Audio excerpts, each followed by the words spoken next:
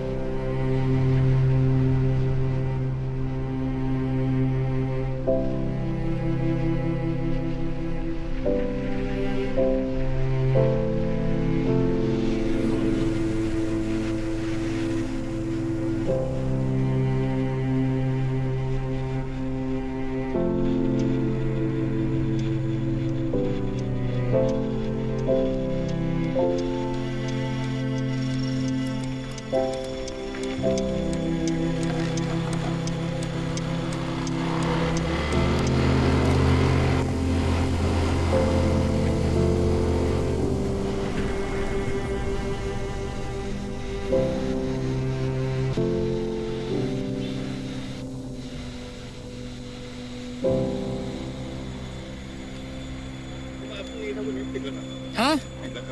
ปิดแล้วเหรอโอ้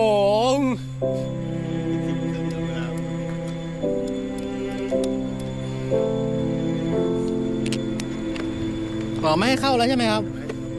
เข้าไปเปิดตัวเลย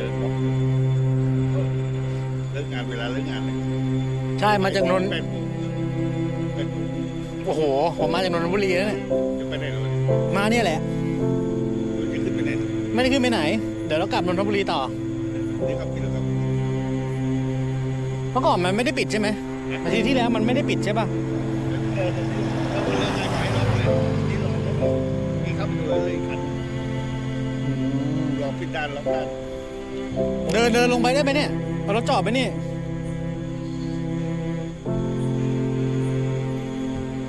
แต่ผมไปส่งดีกว่าแล้วนี่เดินกลับมาอย่างไรเพราะมันต้องเดินกิโลนึงเพราะผมก็จะกลับบ้านแหละรอไปอีกนาน ตรงนี้มันจอดจะก็ไม่หายใช่ไหม ไม่ให้หรอกครับ เดินได้เดินไปลงไปเล่นได้แต่รถไม่ให้เข้าแล้วใช่ไหม ครับผมจะกลับบ้านแล้วครับผมเลิกงานแล้ว โอเคนี่ก็ตรงนี้ไหนๆก็มาแล้วไงถ่ายรูปสักหน่อย มันต้องเดินกิโลนึงนะครับ ไม่เป็นไรครับ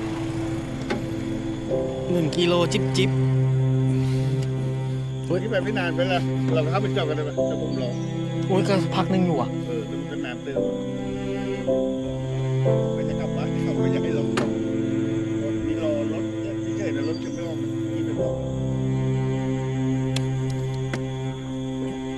มันรอดนะ รถผมรอดไม่ได้อะสิ ต้องประกันรถผมไปรู้บ้านเลย ต้องลงไปข้างล่างตอนขึ้นยังไงวะเนี่ยรถหนักด้วย จะกลับบ้านแล้ว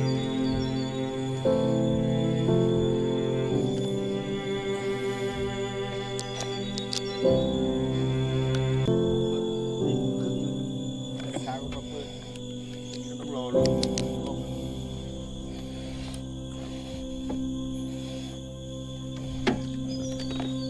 ไม่ได้รถตะแคงล้ม ไม่นานเวลาวิ่งเข้าไปก็ได้ผมรอก็ได้มันจะล็อกที่คันสุดท้าย โอ้ยนะประมาณชั่วโมงนึงอ่ะ จะกลับบ้าน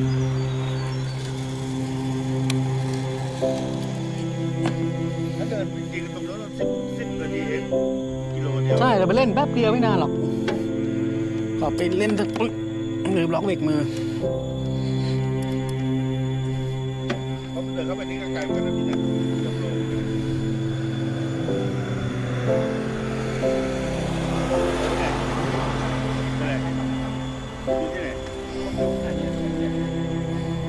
แล้วที่รถไปเลยครับจำเลยได้ป่ะครับรู้เลย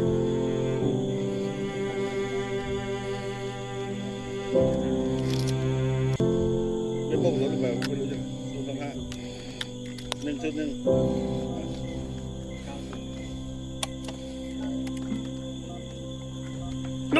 โอ้โหจะโดนสอยตูดไหมเนี่ย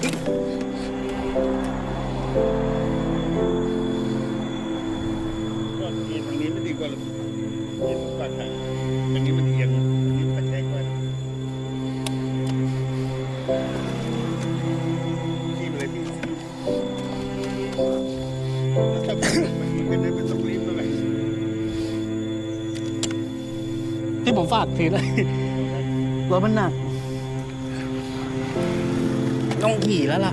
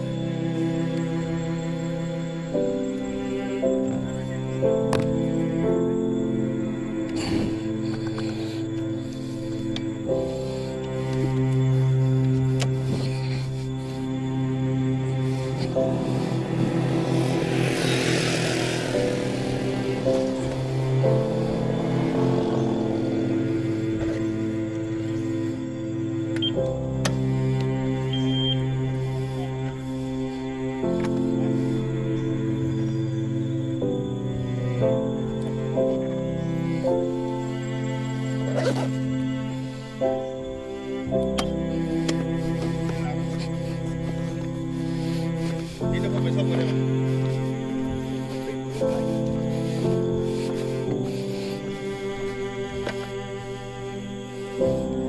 เอาชอบขัดเดือดแป๊บ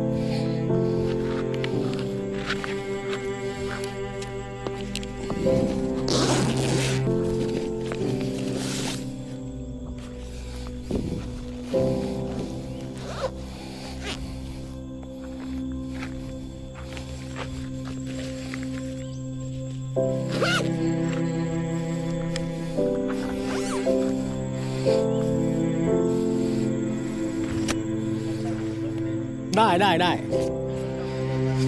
อือฮึ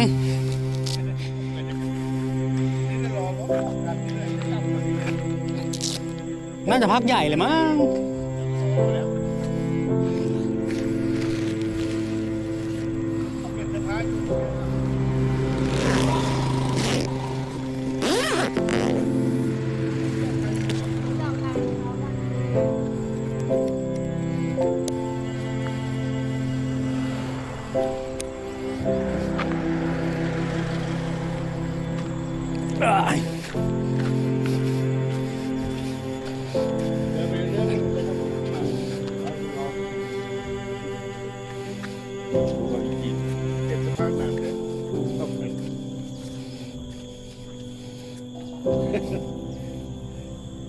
มันนอนอยู่เฝ้าแล้วกลัวคนเข้าเดี๋ยวผมต้องรอแงกอีก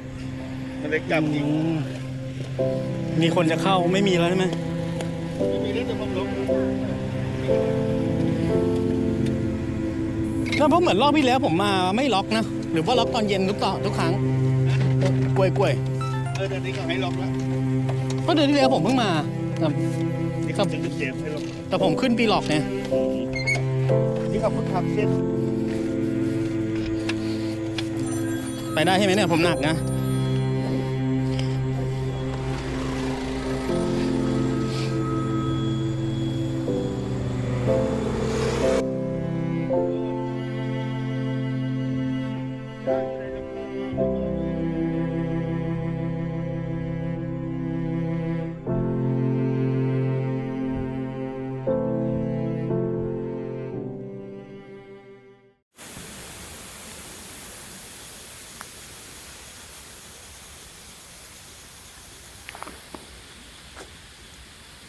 วันนี้มาช้าก็เลยจอดรถไว้ข้างหน้าเขาปิดแล้ว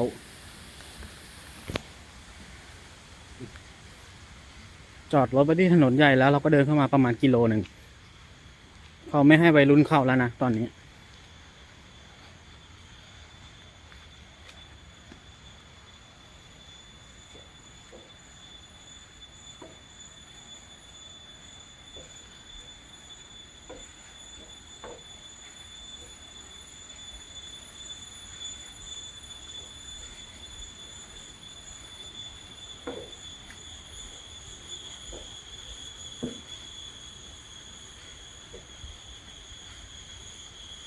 ก็เท่ากับว่าเราจะมีแค่เราที่ไปเล่นน้ำตกอยู่คนเดียวนะครับ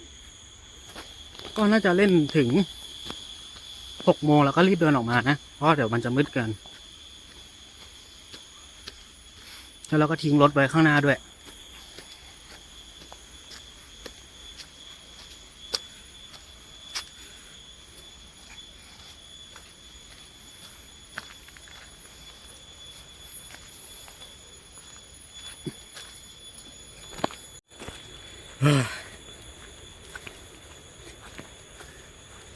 อยากจะบอกว่าเหนื่อยขี่รถ5 ชั่วโมงเพื่อมาเล่นน้ำตกไม่ถึง1 ชั่วโมง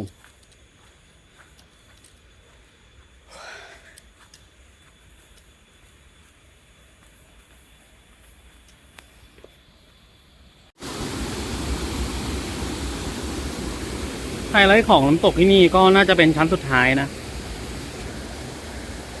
เดี๋ยวก็เดินขึ้นไปเลยเวลาเราจำกัดจะไปเล่นที่นั่นกันทางเดินไม่ไกลนะครับแต่ว่ามันจะชันนิดนึง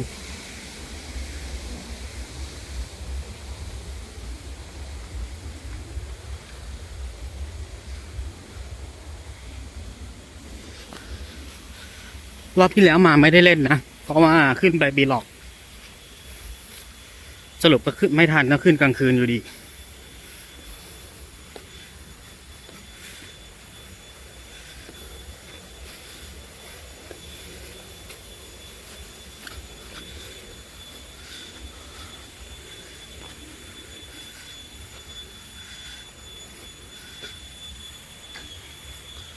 อันนี้ใช้กล้องมือถือถ่ายนะครับพอดีแอคชั่นแคมแบตหมด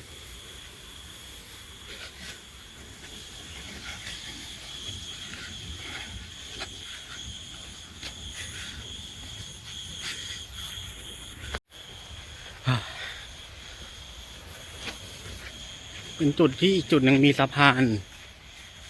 อีกนิดนึงก็ถึงชั้นสุดท้ายแล้ว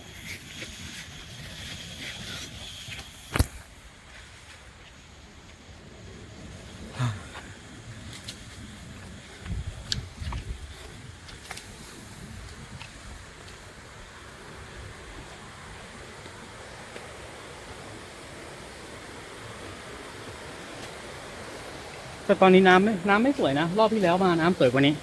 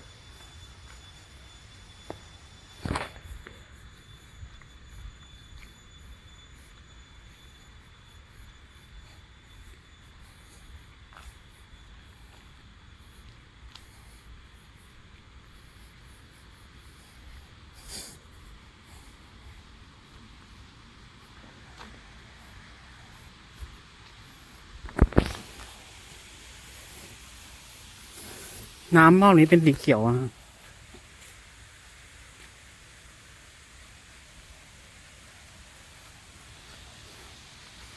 ซึ่งเดี๋ยวเราจะต้องปีนหน่อยหนึ่งมั้งหรือว่าถึงแล้ว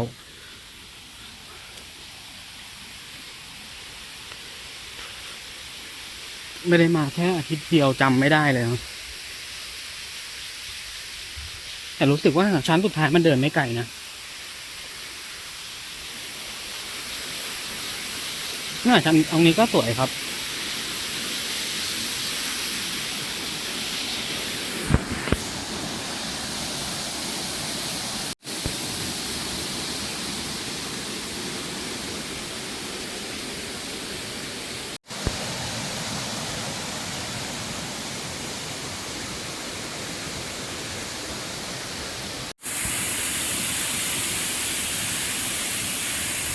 ก็มาเย็นแล้วครับ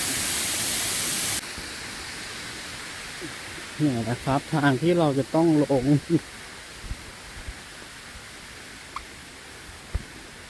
แต่ก็ถือว่าเดินสบายกว่าน้ำตก9 ชั้นเยอะจริงๆถ้าเราแวะใส่โยกหน่อยก็จบแล้ว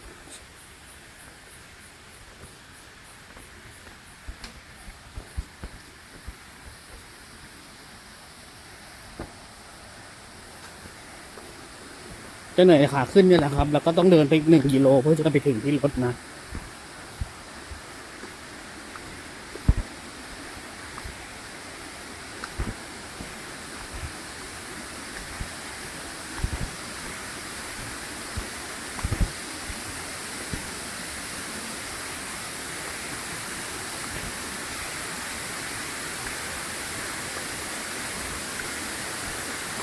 แล้วก็มาถึงชั้นไฮไลท์นะครับ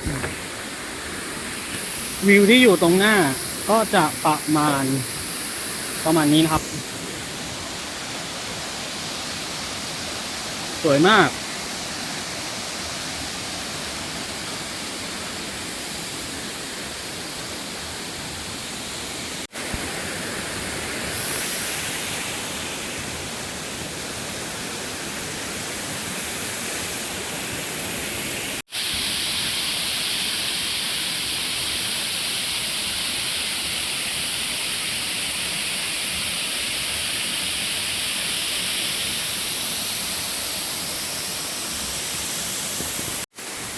ครับงานนี้ไม่รู้มือถือจะพังก็ลงไปเล่นซะเลยนะไหนๆเราก็มาแล้วนะช่างมัน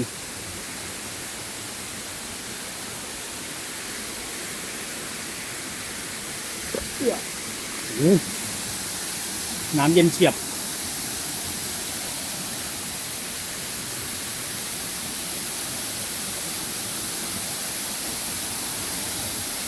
ก็เดินได้อยู่นะเดินสะดวกอยู่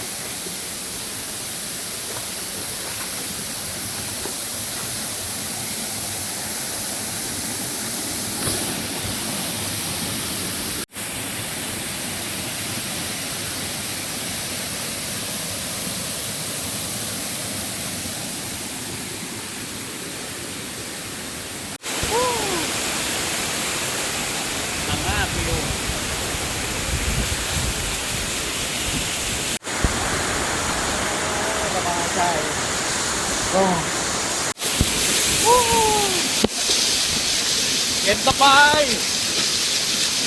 โอ้ยคุ้มค่าเหนื่อยมาก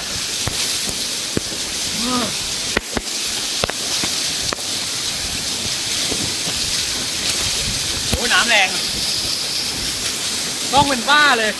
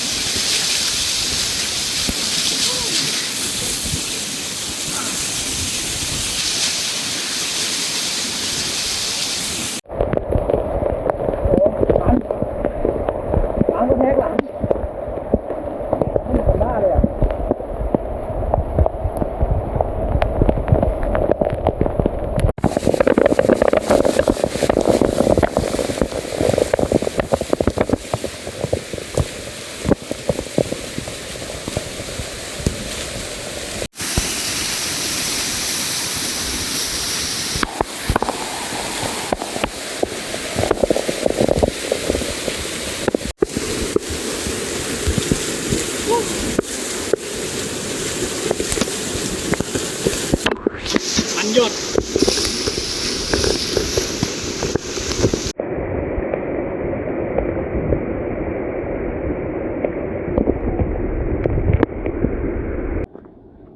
มืดแล้วนะบรรยากาศตอนเดินออกมาตอนแรกไม่ได้ถ่ายไว้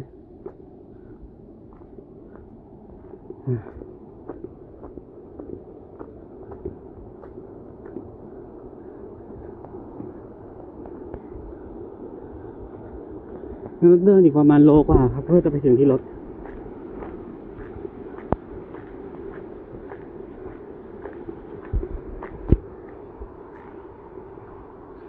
เราถือว่าคุ้มค่ากับชั่วโมงหนึ่งที่ขี่รถมา5 ชั่วโมงสนุกครับ